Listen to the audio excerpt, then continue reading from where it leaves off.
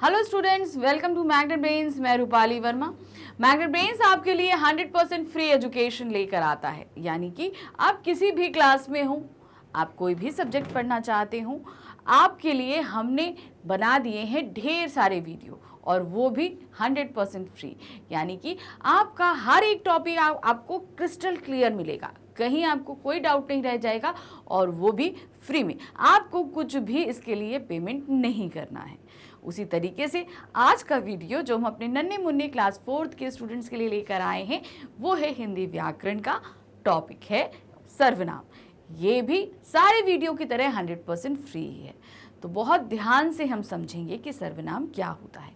जैसा हम सभी संज्ञा समझ चुके हैं, तो ये समझ लीजिए कि अगर हमने संज्ञा समझ ली है तो सर्वनाम को भी हम इजीली समझ लेंगे। क्यों? क्योंकि सर्वनाम क्या होते हैं? संज्ञा के स्थान पर प्रयोग किए जाने वाले शब्द। जहाँ पर हम बार बार संज्ञा शब्दों को इस्तेमाल नहीं करते, उस जगह हम सर्वनाम शब्दों को इस्तेमाल कर लेते हैं। ठीक है ना? तो चलिए देखते हैं क्या है। सबसे पहले हमारे पास कुछ सेंटेंस आ रहे हैं जिन्हें हम बहुत ध्यान से पढ़ेंगे। ध्यान से देखिए क्या दिया है।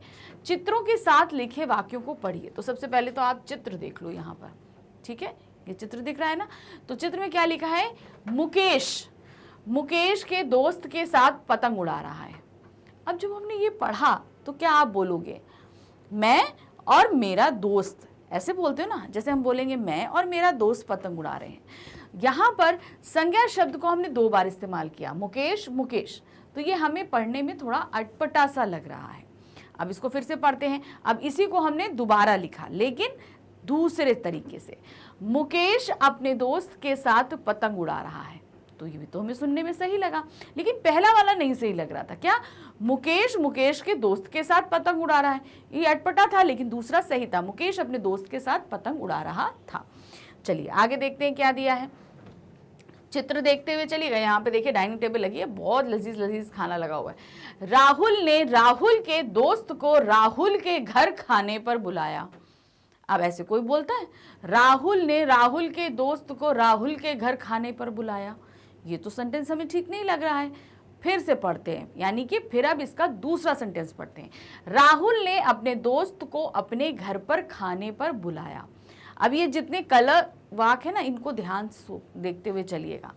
अब आते हैं नेक्स्ट। दिनेश ने दिनेश के स्कूल के मित्र को दिनेश की पुस्तकें दी। क्या है? दिनेश ने दिनेश के स्कूल के मित्र को दिनेश की पुस्तकें दी। ये तो हमें सेंटेंस ही नहीं समझ में आया, किसने किसको क्या दिया। अब आते हैं, दिनेश ने अपने स्कूल के मित्र को अपनी पुस्तकें दी। ये समझ में आया कि दिनेश ने अपनी पुस्तकें अपने फ्रेंड को, स्कूल के फ्रेंड को दे दी हैं। तो ये सही लगा। तो अब यहाँ क्या था? ध्यान से देखिए बच्चों, चित्र के साथ दिए गए 2 तरह के वाक्यों को तुमने पढ़ा। हमने 2 तरह के वाक्यों को पढ़ा ना। पहले वाक्य पढ़ने पर हमें अटपटे लग रहे हैं क्योंकि एक ही शब्द का प्रयोग बार बार किया गया है। वहां पर संज्ञा शब्दों का इस्तेमाल हमने बार बार किया है। दिनेश, मुकेश, राहुल, इन जैसे शब्दों को हमने बार बार इस्तेमाल किया है। जबकि दूसरे वाक्य प्रभावशाली और सार्थक लग रहे हैं। और दूसरे वाक्य में हमने क्या किया? संज्ञा शब्द को एक बार इस्तेमाल किया, मगर उसकी जगह पर हमने और शब्दों को इस्तेमाल किया, जिससे वो पढ़ने में हमें ज्यादा अच्छे लग रहे थे। क्या तुमने इन दोनों वाक्यों में अंतर को जाना? क्या आप इन वाक्यों के अंतर को समझ पाए कि नहीं? पहले वाक्यों में संज्ञा शब्दों का बार बार प्रयोग होने से वे प्रभावशाली नहीं ही बन पाए। बार बार हमने वहां पे संज्ञा शब्द का इस्तेमाल किया, तो क्या हुआ? वो ज्यादा हमको प्रभावशाली, यानी कि ज्यादा हमको समझ में, कहीं कोई वाक्य तो हमें समझ में नहीं आ रहा कि कौन क्या कहना और करना चाह रहा है। दूसरे वाक्यों में संज्ञा शब्दों के स्थान पर अपनी शब्दों का प्रयोग किया गया। हमने अपने और अपनी शब्दों का इस्तेमाल किया ना। जैसे क्या हुआ? राहुल ने अपने दोस्त को अपने घर पे खाने पर बुलाया। तो यहाँ पर हमने राहुल के दोस्त ने राहुल के घर बुलाया। तो वहां पे राहुल की जगह हमने अपने शब्द का इस्तेमाल किया। तो इससे क्या हुआ कि वहां पर कुछ शब्दों के चेंज करने से वाक्य बहुत अच्छी तरीके से बन गए थे। संज्ञा शब्दों के स्थान पर प्रयोग होने वाले ये शब्द सर्वनाम कहलाते हैं। अब बार बार हम संज्ञा शब्दों का इस्तेमाल करेंगे तो वाक्य ज्यादा अच्छे नहीं लगते, हमें पढ़ने में ही अटपटे लगते हैं। तब हम क्या करते हैं? बार बार संज्ञा शब्द का इस्तेमाल ना करके हम वाक्य के शुरू में संज्ञा शब्द का इस्तेमाल कर लेते हैं, फिर उसके बाद जब वो शब्द रिपीट करने की नौबत आती है तब वहां पर हम सर्वनाम शब्दों का इस्तेमाल करते हैं। तो जो शब्द इस्तेमाल किए जाते हैं वो क्या कहलाते हैं? सर्वनाम। तो अब आपको ये समझ में आ गया क्या?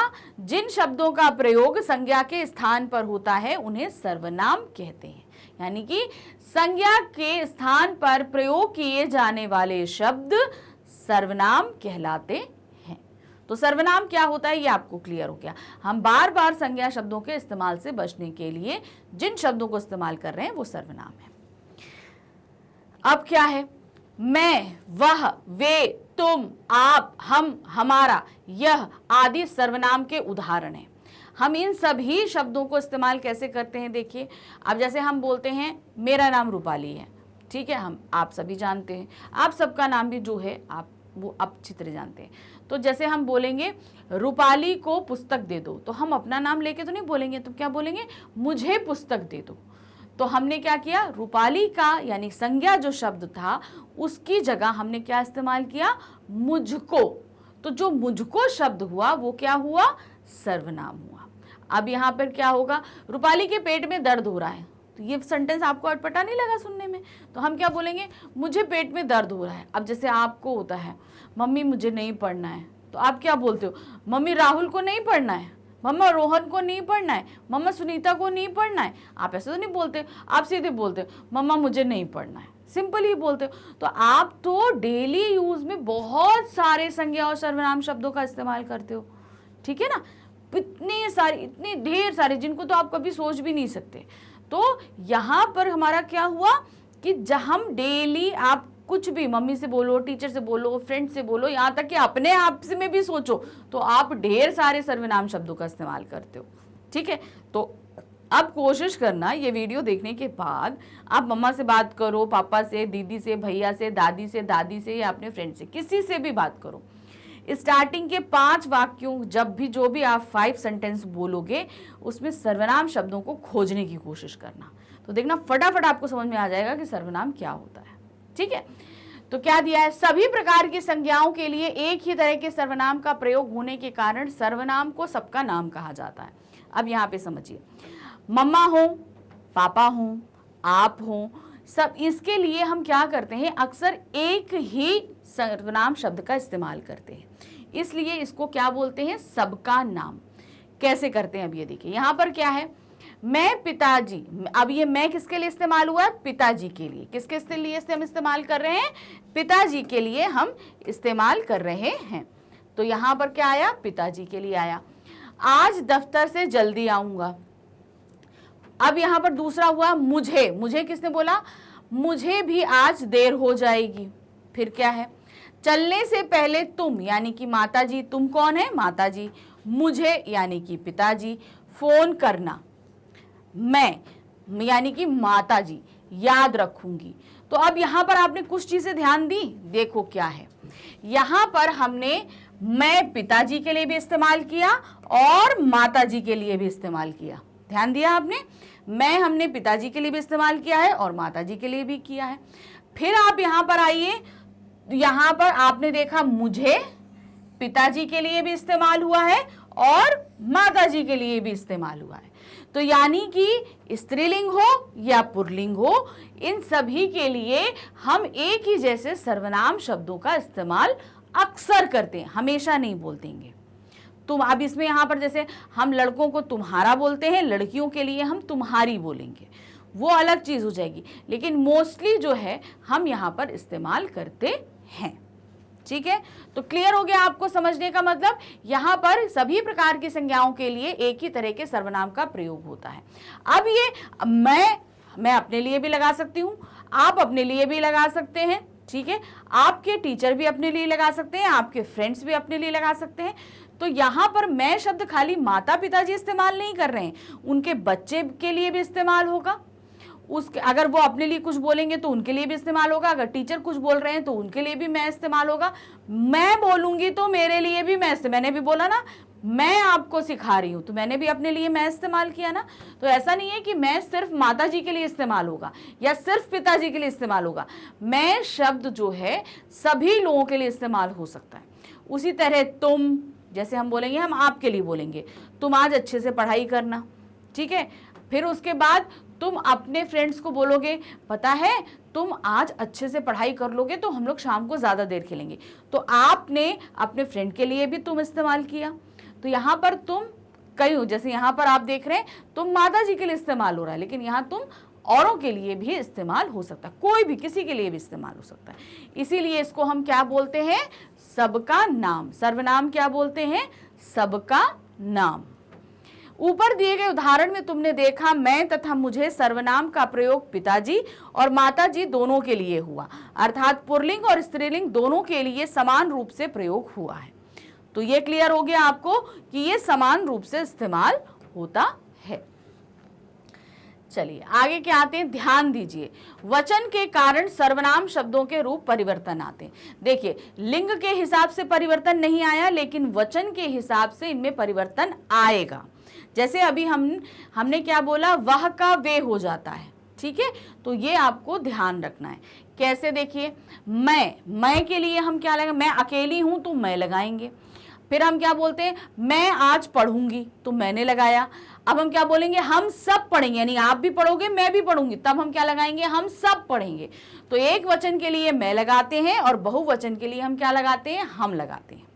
अब मैं यहां पर बोलूंगी मेरा मन आज पढ़ाई में नहीं लग रहा, तो सिर्फ मेरा होगा।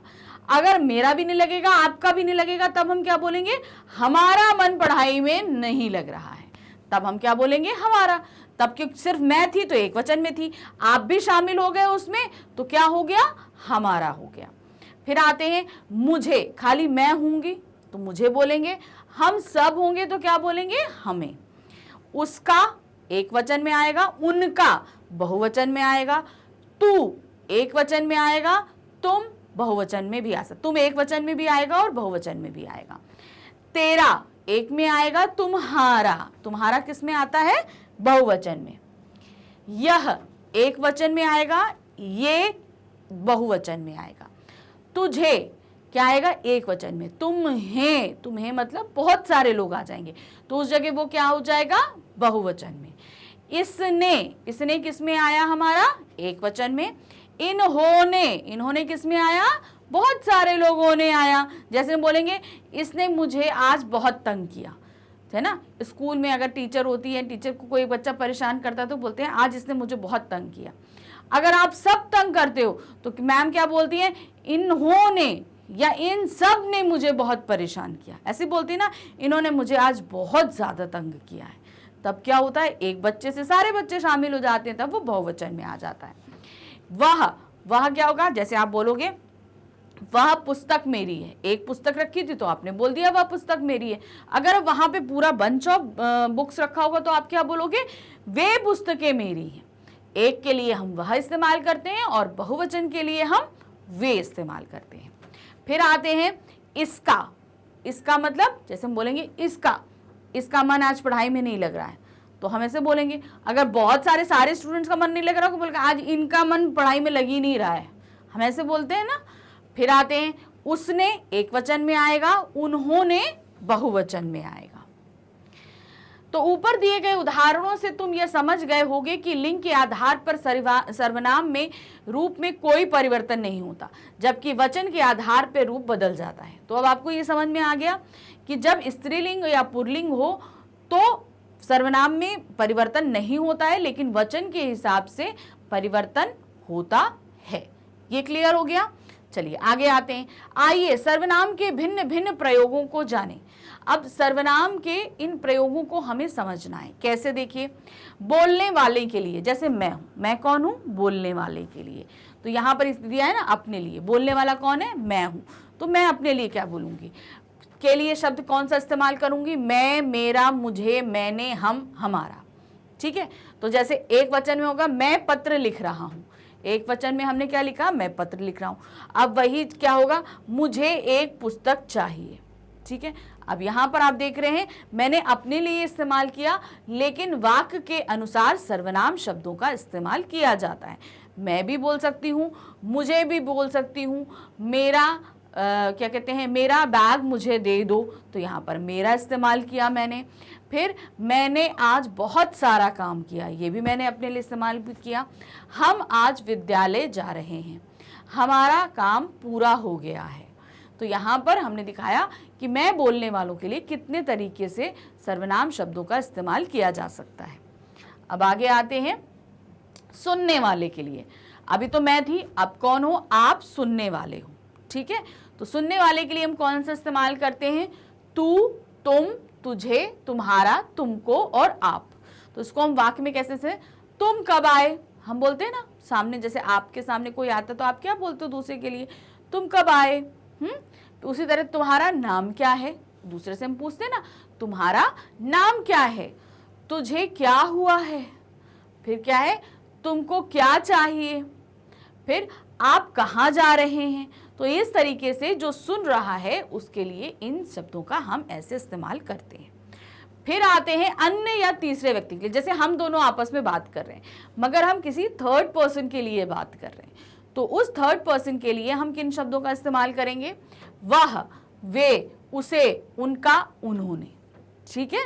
जैसे मान लीजिए हम और आप बात कर रहे हैं और हम दोनों के सामने एक किताब रखी है, तो हम क्या बोलेंगे, वह पुस्तक मेरी है। बहुत सारी पुस्तकें हैं तो हम क्या बोलेंगे, वे पुस्तकें मेरी हैं, हम ऐसे बोलते हैं ना। तो हम दोनों बात कर रहे हैं, मैं बोल रही हूँ, आप सुन रहे हो, लेकिन हम किसी तीसरी चीज के लिए बात कर रहे हैं या तीसरे पर्सन के लिए बात कर रहे हैं।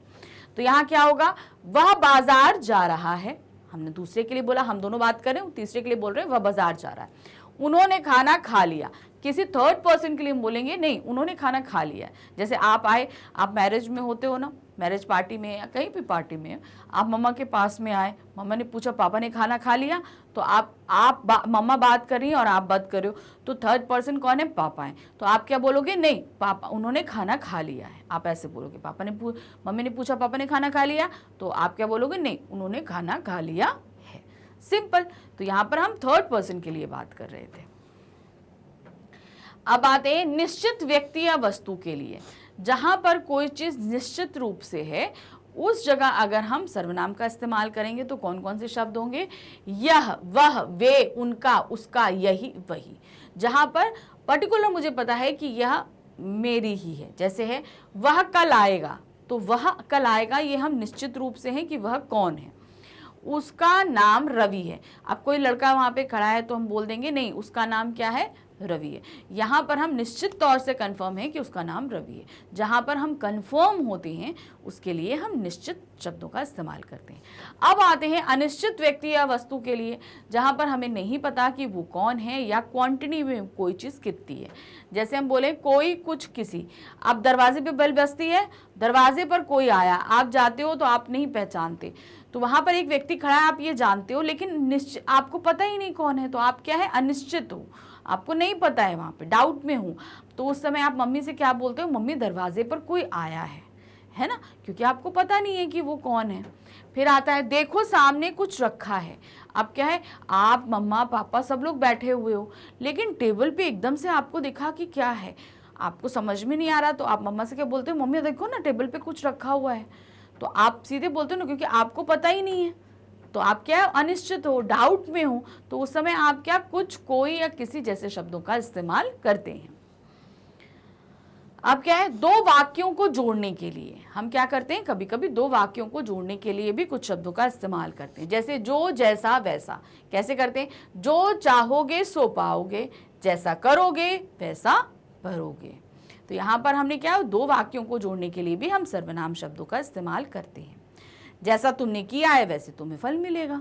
मान लीजिए तुमने किसी को मारा, उल्टा उसने तुमको मारा, तुमने घर में आके मम्मी से शिकायत की, मम्मी ने बोली जैसा तुमने किया वैसा तुमको मिला, है ना। तो यहाँ पर दो शब्दों को जोड़ने के लिए भी हम सर्वनाम शब्दों का इस्तेमाल करते हैं।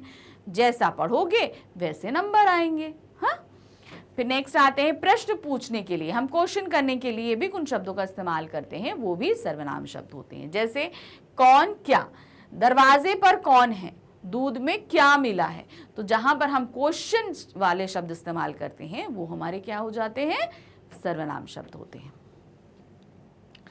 अब आते हैं हम सर्वनाम के भेद पे। तो सर्वनाम के 6 भेद होते हैं। कितने होते हैं, 6 पार्ट्स होते हैं। ये 6 पार्ट कौन कौन से हैं? पुरुषवाचक, निश्चयवाचक, अनिश्चयवाचक, प्रश्नवाचक, संबंधवाचक और निजवाचक। ठीक है, तो इन 6 के नाम आपको याद करने पड़ेंगे, ये याद रखिए।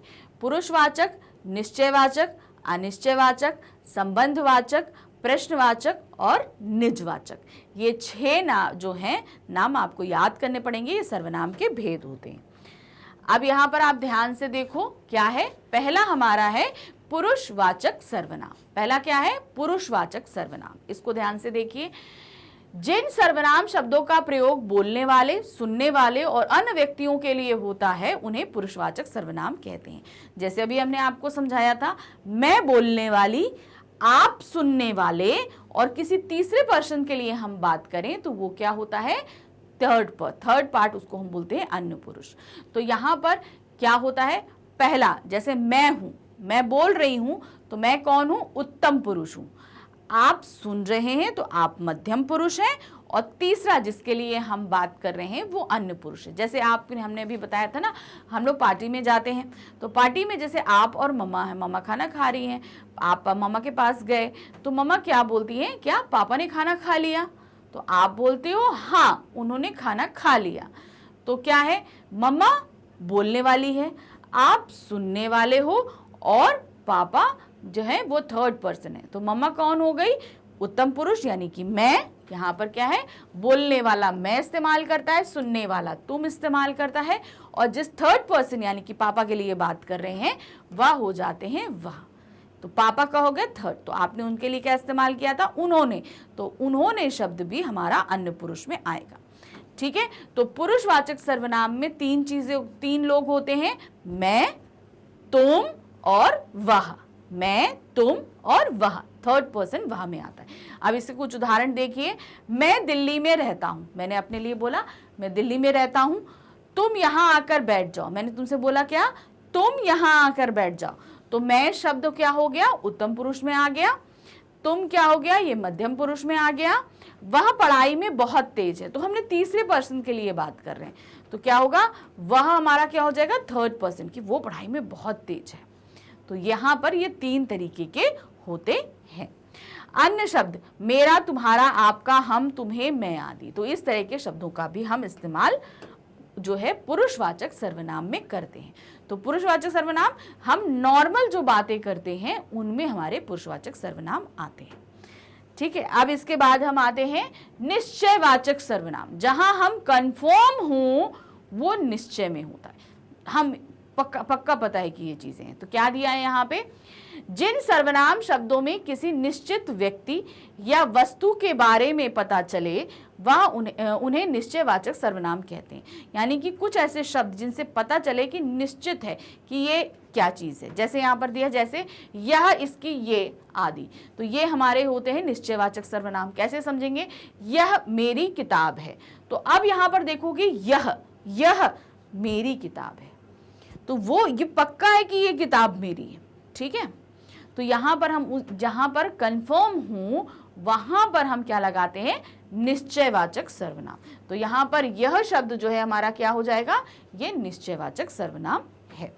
अब इसके बाद आते हैं अनिश्चयवाचक सर्वनाम, जहाँ पर हमें कंफर्म नहीं है। जैसे हमने बोला था कि दरवाजे पे कोई आया है, तो हमें पता ही नहीं है कि कौन है भाई, तो हम डाउट में थे तो हमने बोल दिया कि हमें नहीं पता कौन है, तो वो क्या हो जाएगा? अनिश्चयवाचक सर्वनाम। जैसे दिया, जिन सर्वनाम शब्दों से किसी निश्चित व्यक्ति या वस्तु के बारे में पता ना चले उन्हें अनिश्चयवाचक सर्वनाम कहते हैं। सिंपल समझो, जहां पे हमें डाउट है कि हमें नहीं कंफर्म है कि ये कौन है, हम नहीं जानते, तो उस जगह हम अनिश्चयवाचक लेते हैं। जैसे मेज पे कुछ पड़ा है, तुम मुझे कुछ दे दो। दरवाजे पे कोई आया है, तो यहाँ पर जैसे क्या है उदाहरण है, बेटा देखो बाहर कोई आया है, दरवाजा खोलो।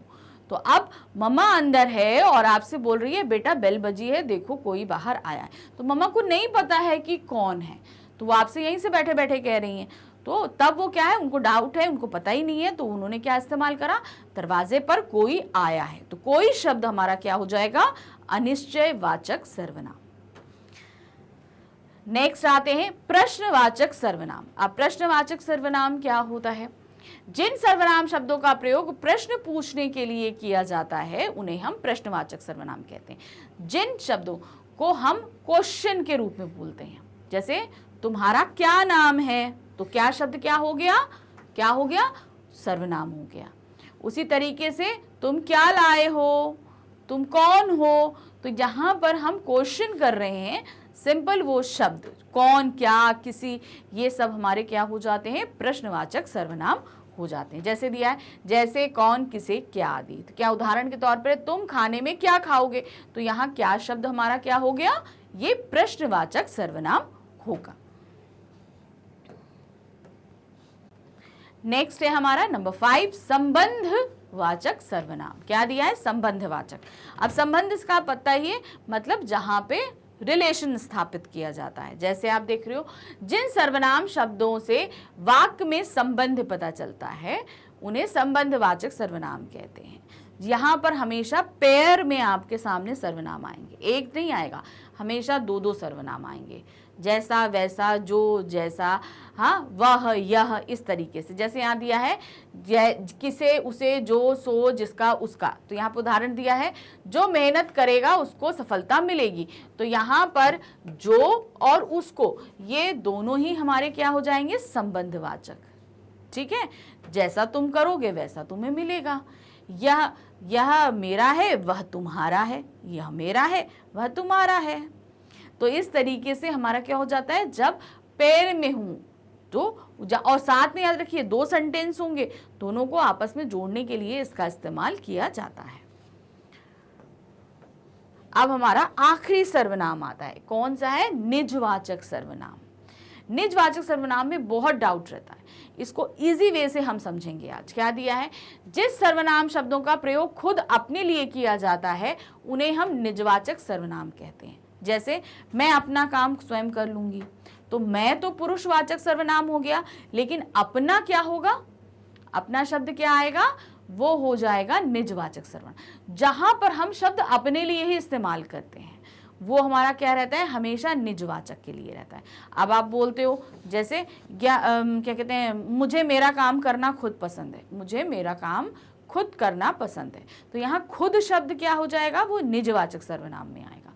तो निजवाचक में स्वयं, खुद, अपना, मेरा, ये सारे शब्द आते हैं। तो यहाँ क्या दिया है, खुद, अपना, स्वयं, अपने आप, ये शब्द होते हैं। अब उदाहरण देखिए, मैं खुद आ जाऊंगा, तो यहाँ पर खुद जो है वो क्या हो गया, निजवाचक सर्वनाम, और मैं हमारा क्या हो गया, ये हो गया आपका, ये क्या होता है, पुरुषवाचक सर्वनाम।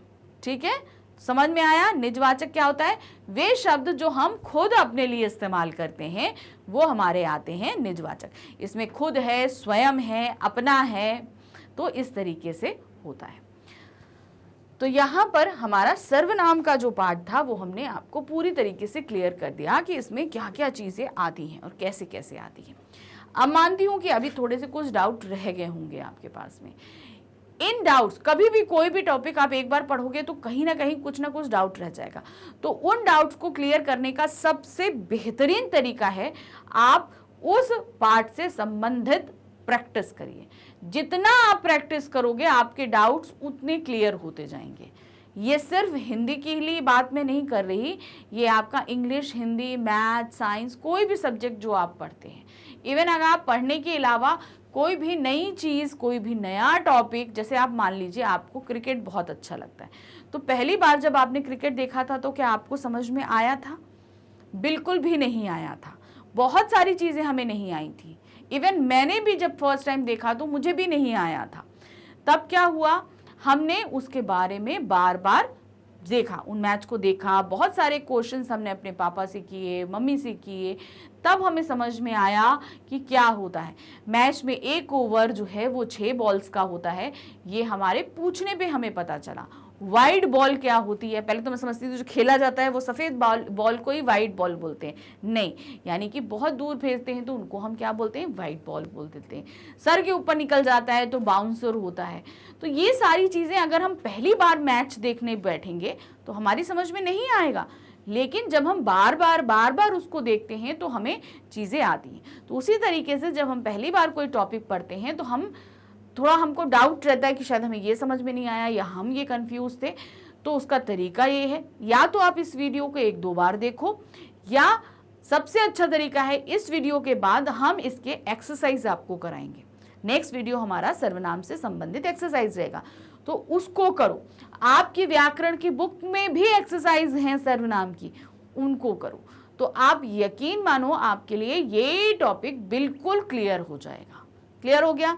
लाइफ में बहुत सारी चीजें होती हैं जो हमें एक बार में समझ नहीं आती हैं, उसके लिए हमें क्या करना पड़ता है, बार बार बताना पड़ता है।